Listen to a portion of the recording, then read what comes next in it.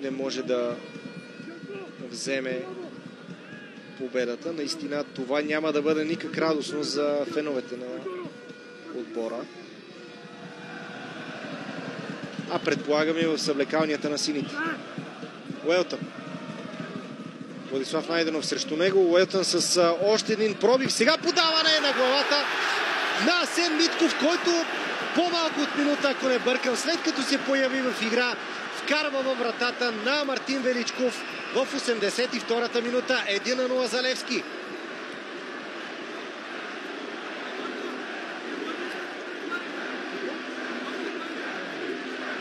След поредния опит на Уелтън за пробив отляво, той сервира топката на главата на младия футболист на Левски и Асен Митков. Може би не по начина, по който са очаквали феновете, с глава да се разпише, много направи, намери точната позиция, не най-удобната топка за него. Но Асен Митков се разписва и след като вкара във вратата на Пирин, отново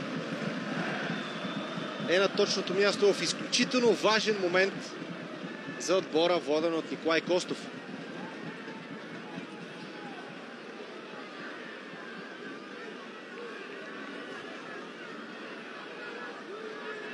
Когато резервен футболист вкарва така ценното попадение и е на път да донесе трите точки, разбира се, трябва да се отдаде и заслуженото на треньора, но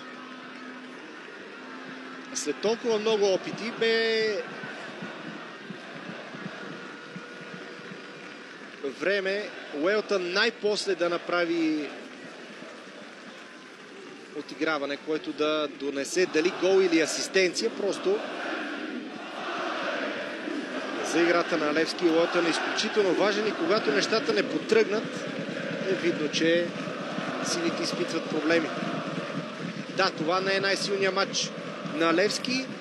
Сините създадоха положения, продължава обаче тази тенденция с много пропуски.